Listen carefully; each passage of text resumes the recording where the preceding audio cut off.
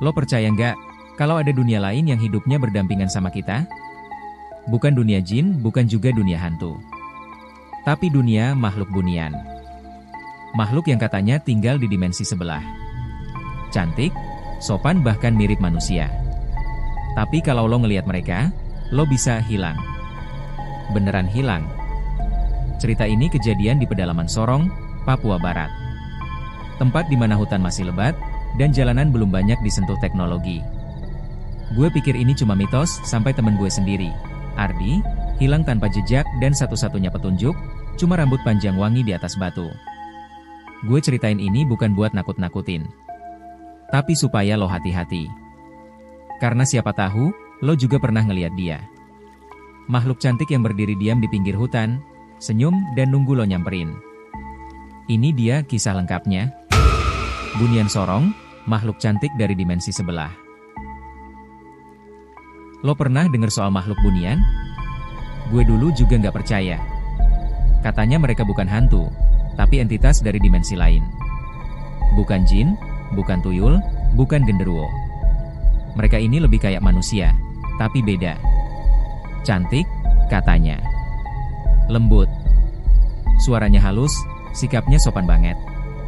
Tapi kalau lo lihat mereka, lo bisa hilang. Gak ketemu lagi. Gak bisa pulang. Karena lo dibawa ke dunia mereka, yang katanya gak bisa dijelasin dengan logika manusia. Gue pikir itu cuma cerita orang kampung aja. Sampai akhirnya kejadian ini ngerubah pikiran gue sepenuhnya. Waktu itu gue lagi kerja proyek pembukaan jalan di pedalaman Sorong, Papua Barat. Gue bareng 5 orang lainnya, termasuk teman dekat gue, namanya Ardi. Kita udah 2 bulan tinggal di sana, dan tiap hari kerja di tengah hutan. Sinyal susah, matahari sering gak kelihatan karena ketutup rimbunnya pohon. Udara lembab, dan malam selalu lebih cepat datang daripada yang kita kira. Beberapa hari sebelum kejadian, warga lokal sempat datang ke base camp. Mereka ngasih peringatan yang sama ke kita semua. Jangan kerja lewat maghrib, kata salah satu tetua adat. Dan jangan pernah ngomong, cantik, kalau lihat sesuatu yang asing di hutan. Waktu itu kita cuma ketawa kecil. Ardi bahkan sempat bilang, yah, namanya juga orang kampung. Apa-apa mistis. Tapi warga itu nggak marah. Dia cuma senyum tipis, terus bilang pelan, kalau dia udah dateng kalian bakal ngerti. Hari itu, semuanya awalnya biasa aja. Kita kerja sampai jam 5 sore, terus balik ke barak buat makan malam. Ardi duduk di pojok barak, mukanya kelihatan agak gelisah. Gue tanya, dia bilang HP-nya ketinggalan di lokasi alat berat, dekat jalur pembukaan jalan. Gue bilang, udahlah, besok pagi aja diambil. Tapi dia keras kepala, tetap maksa mau ambil malam itu juga. Gue sempet heran, soalnya Ardi ini bukan tipe orang yang peduli banget sama HP. Tapi malam itu, dia kayak aneh. Kayak buru-buru. Dia ambil senter kecil, pakai jaket, terus bilang ke kita, gue bentar doang, cuma 15 menit. Terus dia jalan. Sendirian. Waktu itu sekitar jam setengah 8 malam. Gue dan yang lain masih duduk sambil ngopi. 1 jam lewat, kita pikir Ardi masih nyari HP-nya. Tapi makin lama, makin aneh. Jam 9 belum balik. Jam 10 masih nggak ada kabar. Kita coba telepon, tapi sinyalnya mati. Kayak nggak pernah nyambung dari awal. Akhirnya sekitar jam 11 malam, kita mutusin buat nyusul. Gue, Bang Dimas, dan 2 orang lainnya bawa senter gede dan jalan ke arah lokasi proyek. Sepanjang jalan, suasananya beda. Bukan cuma gelap, tapi sunyi banget. Bahkan suara jangkrik pun hilang. Dan udara tiba-tiba dingin. Gak wajar. Dingin kayak masuk ke kulkas. Pas nyampe di sana, tempatnya masih sama. Tapi nggak ada Ardi. Kita panggil-panggil. Gue teriak, Ardi, lo di mana? Tapi cuma gema suara sendiri yang balik. Kita cari-cari di sekitar alat berat, dan disitulah kita nemuin jejak kaki. Jejaknya jelas. Masuk ke dalam hutan, nggak jauh dari lokasi proyek. Tapi anehnya, jejak itu berhenti. Bener-bener berhenti di satu titik. Nggak ada kelanjutan. Nggak ada jejak keluar lagi. Nggak ada bekas tanah diinjak. Kayak dia lenyap. Di tempat jejak itu berhenti, kita lihat batu besar. Di atasnya ada bunga kecil warna ungu. Gue nggak tahu itu bunga apa, nggak pernah lihat sebelumnya. Dan di situ juga, ada sehelai rambut panjang. Hitam, halus banget, dan wangi. Wangi yang nggak masuk akal. Kayak bunga melati campur sesuatu yang manis. Tapi barengan sama wangi itu, ada hawa dingin yang makin merasuk. Waktu itu bulu kuduk gue langsung berdiri. Gue tahu, ini bukan sembarang hilang. Ardi bukan sekadar nyasar. Dia diambil. Tapi bukan sama manusia. Besok paginya, suasana barak berubah total. Biasanya kami bangun dengan suara gaduh alat-alat berat dan tawa seadanya dari anak-anak lapangan. Tapi pagi itu, semuanya sunyi. Gak ada yang bercanda, gak ada yang sarapan bareng. Semua sibuk mikirin satu hal, Ardi belum balik juga. Waktu gue buka mata, Bang Dimas langsung nyamperin dan bilang, "Bro, Ardi masih belum balik. HP-nya nggak aktif, dan semalam kita udah kelilingin barak, nggak ada tanda-tanda dia pulang." Rasanya kayak ada yang ngeganjel di dada. Gue langsung berdiri, cuci muka seadanya, dan nyiapin diri buat berangkat nyusul bareng yang lain. Kita semua sepakat buat cari dia ke arah lokasi proyek. Sampai di sana, suasananya beda. Matahari udah lumayan tinggi, sekitar jam 10 pagi. Tapi entah kenapa, sinar matahari kayak nggak bisa nembus pepohonan. Masih gelap, masih dingin, padahal ini hutan tropis. Langkah kaki kita pelan, dan makin dalam kita masuk, makin sepi. Gak ada suara burung, jangkrik, apalagi monyet yang biasanya suka teriak dari atas pohon. Dan di titik itulah, kita nemuin jejak kaki Ardi. Jelas. Sepatu safety-nya meninggalkan pola yang khas. Jejak itu mengarah ke dalam hutan, gak jauh dari alat berat yang kemarin kita tinggalin. Tapi yang bikin merinding, jejak itu cuma ada beberapa meter, lalu berhenti. Bener-bener berhenti gitu aja. Gak ada kelanjutannya. Gue jongkok, liatin tanah. Lembek karena embun pagi, jadi harusnya jejak kaki itu kalau nerusin jalan bakal kelihatan juga. Tapi ini enggak. Jejak terakhir kayak terpotong. Kayak ada yang nyedot Ardi ke bawah tanah. Kita semua diam. Gak ada yang berani ngomong. Cuma saling pandang, nahan napas, Bang Dimas pelan-pelan nunjuk ke sebuah batu gede di samping pohon besar. Di atas batu itu, ada bunga-bunga ungu kecil yang kelihatan kontras banget sama suasana sekitar. Bunga itu bukan bunga liar yang biasa kita lihat di hutan. Kelopaknya kayak bersinar lembut, halus banget. Dan di tengah-tengah bunga itu, ada sehelai rambut panjang. Hitam. Licin dan jatuh tergerai pelan ke sisi batu. Gue nyentuh sedikit halus. Tapi saat jari gue nyentuh, langsung ada hawa dingin yang naik dari permukaan batu itu. Dingin yang gak masuk akal. Bukan sekadar dingin karena teduh, tapi dingin yang nusuk ke tulang. "Lo ngerasain?" bisik salah satu teman gue. Gue cuma angguk. Udara di sekitar situ kayak berubah. Lebih berat. Nafas jadi susah. Bahkan kulit gue merinding semua.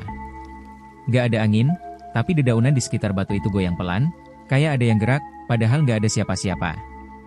Kita nyari-nyari sekitar situ. Cek semak-semak, panggil nama Ardi, bahkan teriak-teriak sampai suara serak. Tapi nihil. Gak ada tanda-tanda manusia pernah lewat situ selain jejak kaki aneh tadi. Gak ada sobekan baju, gak ada alat kerja, gak ada bekas tanah kebuka. Hutan itu benar-benar bersih, kayak gak terjadi apa-apa. Tapi justru itu yang bikin kita makin takut. Gue sempat ambil rambut itu dan masukin ke kantong plastik. Entah kenapa gue pengen nunjukin ke warga sekitar. Mungkin mereka ngerti apa artinya. Dan sebelum kita balik ke barak, gue sempat ngeliat sesuatu dari ujung mata. Bayangan. Cepet banget, cuma sekelebat di balik pohon. Kayak sosok putih panjang lewat. Gue noleh cepat, tapi gak ada apa-apa. Cuma semak-semak biasa. Tapi hati gue udah gak tenang. Perasaan itu gak enak banget. Seolah ada yang ngintip dari balik pepohonan. Ngeliatin kita. Nunggu kita pergi. Dan gue sadar, tempat itu bukan tempat biasa.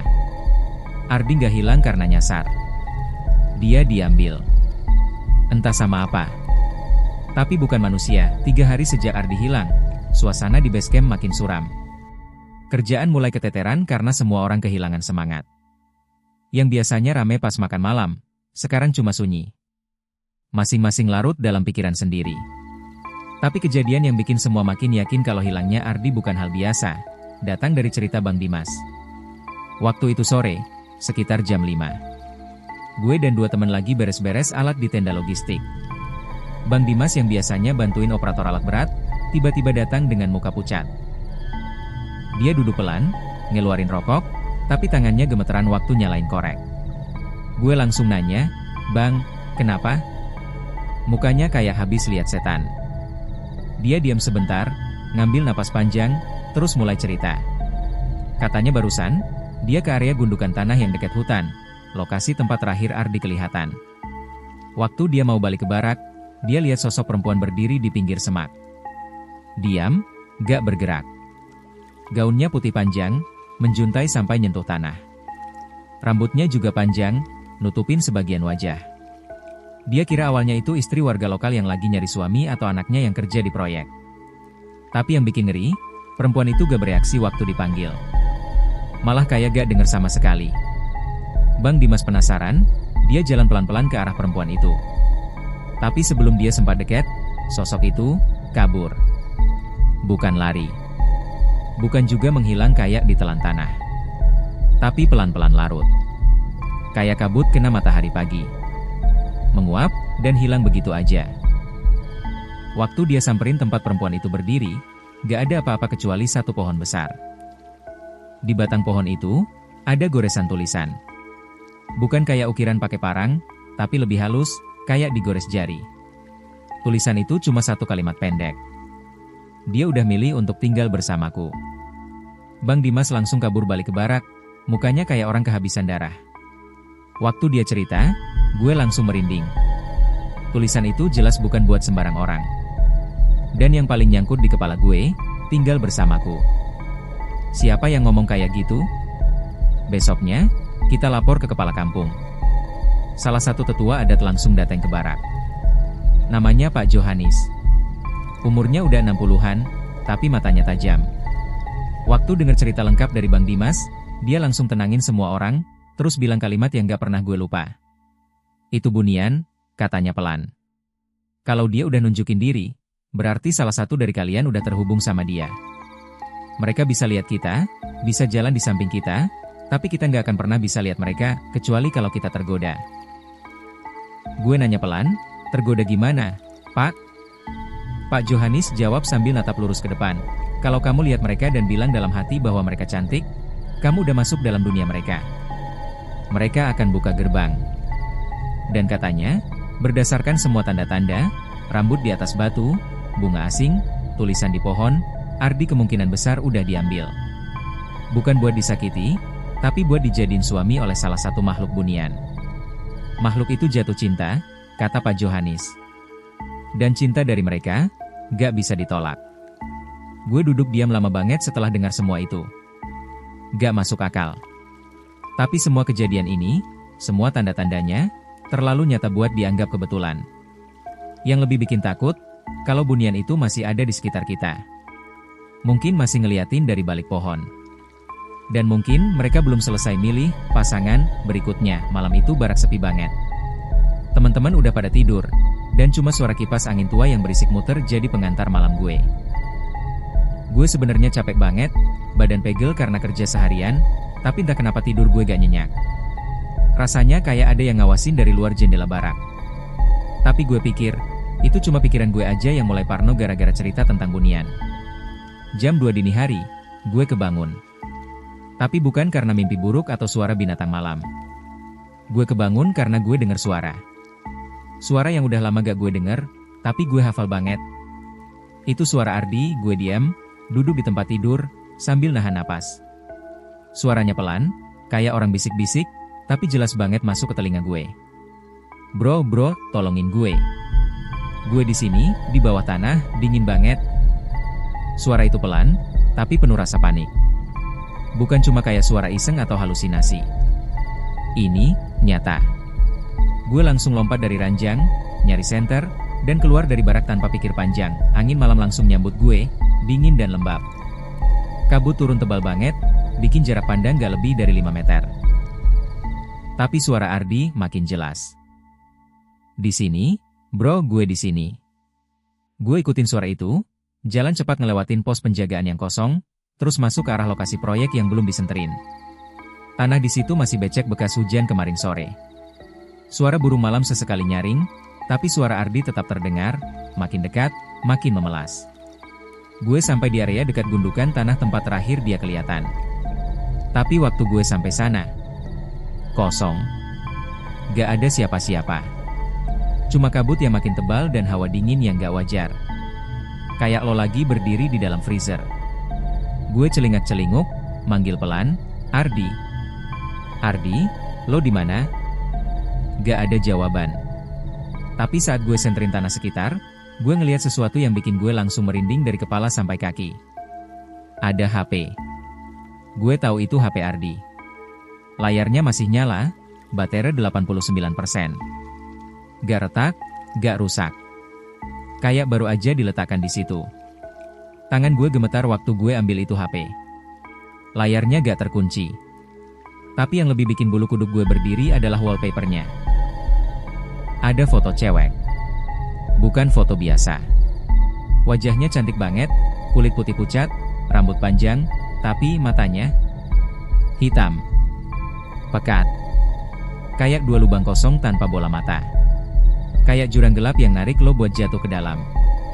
Gue langsung tutup layar itu, tapi suara Ardi tiba-tiba muncul lagi. Kali ini bukan dari arah mana-mana, tapi dari HP itu. Bukan rekaman. Bukan telepon. Tapi kayak HP itu, ngomong sendiri. Gue, dingin banget, tolongin gue. Bro, jangan tinggalin gue di sini. Gue jatuh terduduk. Jantung gue deg-degan gak karuan. Gue pengen lari, tapi kaki gue kaku. Pikiran gue muter cepat. Ardi minta tolong. Tapi dia di mana? Kalau bener dia, di bawah tanah, seperti yang dia bilang berarti dia masih di sekitar sini. Terkubur. Atau dikurung. Tapi bukan di dunia kita. Dan perempuan yang difoto itu, gue gak tahu siapa dia. Tapi ada sesuatu dalam tatapannya yang gak akan pernah gue lupain. Bukan cuma karena matanya hitam, tapi karena tatapan itu. Kayak tatapan orang yang posesif. Yang gak akan rela kehilangan. Gue rasa, itu yang sekarang punya Ardi. Besok paginya, semua orang di barak pada muka pucat. Gak ada yang banyak ngomong. Bahkan tukang paling cerewet sekalipun cuma duduk diam sambil ngaduk kopi yang dari tadi gak diminum. Gue lihat Bang Dimas lagi nyari sinyal, tapi bukan buat buka medsos atau telepon, dia ngirim permintaan pindah tugas ke atasannya. Bukan cuma dia, gue juga. Bahkan hampir semua dari kita sepakat buat cabut dari proyek itu. Yang bikin makin aneh, kontraktor utama juga akhirnya mutusin buat berhentiin seluruh aktivitas penggalian. Alasannya sih karena biaya gak sebanding dengan risiko. Tapi kita semua tahu, itu bukan cuma soal duit. Terlalu banyak kejadian aneh, alat berat tiba-tiba mogok tanpa sebab. Kabel-kabel putus sendiri padahal gak kena beban apa-apa. Truk sempat oleng sendiri padahal supirnya ngaku ngerem pelan. Belum lagi suara-suara aneh tiap malam. Ada yang dengar suara cewek ketawa di dekat tenda, ada juga yang ngaku lihat bayangan putih mondar-mandir di antara pepohonan, padahal lokasi itu benar-benar kosong. Tapi yang paling ganggu buat gue pribadi, adalah mimpi-mimpi itu. Setiap malam, hampir tanpa jeda, gue mimpiin Ardi. Tapi bukan Ardi yang biasanya. Bukan yang suka bercanda sambil ngopi, bukan yang hobi godain anak-anak magang. Di mimpi itu, Ardi selalu duduk di bawah pohon besar, sendirian. Senyumnya lebar, tapi matanya kosong. Kayak boneka. Kayak dia ada di sana secara fisik, tapi jiwanya udah bukan punya dia lagi. Kadang dia ngangkat tangan, manggil gue. Tapi gue gak bisa deketin. Kaki gue berat banget, kayak ditarik ke bawah tanah. Dan setiap gue teriak manggil namanya, dia cuma ngangguk, lalu hilang pelan-pelan, ketelen kabut putih yang tiba-tiba muncul dari semua arah. Warga lokal akhirnya cerita lebih dalam soal Bunian. Mereka bilang, makhluk itu bukan hantu. Mereka makhluk nyata, tapi hidup di dimensi yang sejajar dengan kita. Kadang, batas antara dunia kita dan dunia mereka jadi tipis, apalagi kalau manusia masuk ke wilayah yang bukan buat kita. Mereka gak jahat, tapi juga gak bisa dibilang baik. Mereka cuma punya aturan sendiri. Dan kadang, mereka ngambil manusia bukan buat disiksa atau dibunuh, tapi buat dijadiin bagian dari dunia mereka. Menjadi pasangan, pelayan, bahkan anggota keluarga. Yang mereka pilih biasanya orang yang terpanggil. Entah karena hatinya kosong, pikirannya goyah, atau karena mereka jatuh cinta pada salah satu dari mereka. Gue jadi mikir, mungkin Ardi sempat lihat perempuan itu sebelum dia hilang. Mungkin dia pernah sapa, atau bahkan sempat nikutin karena penasaran. Dan dari situlah semuanya berubah. Sampai sekarang, tiap kali gue lagi jalan di pinggiran hutan, dan lihat ada cewek cantik berdiri sendirian, rambut panjang nutupin muka, pakai baju putih, gue langsung balik badan. Karena sekarang gue tahu, gak semua keindahan di hutan itu buat kita nikmati. Dan kalau lo nemu pemandangan aneh, kayak ada rumah tua yang gak pernah ada sebelumnya, atau dengar suara nyanyi di tengah malam dari arah yang gak masuk akal, jangan disapa. Jangan dideketin. Dan apapun yang terjadi, jangan jatuh cinta. Karena sekali lo terikat sama mereka, lo gak akan pernah bisa pulang. Saya Joe, dan ini adalah Radio Horor AI, tempat di mana suara-suara gelap tidak pernah benar-benar hilang. Matikan lampumu. Tapi jangan pernah mematikan kewaspadaanmu. Sampai jumpa di malam yang lain. Jika kamu masih di sini. Jika Anda pecinta horor sejati, subscribe sekarang dan nyalakan lonceng notifikasi agar tidak ketinggalan cerita terbaru.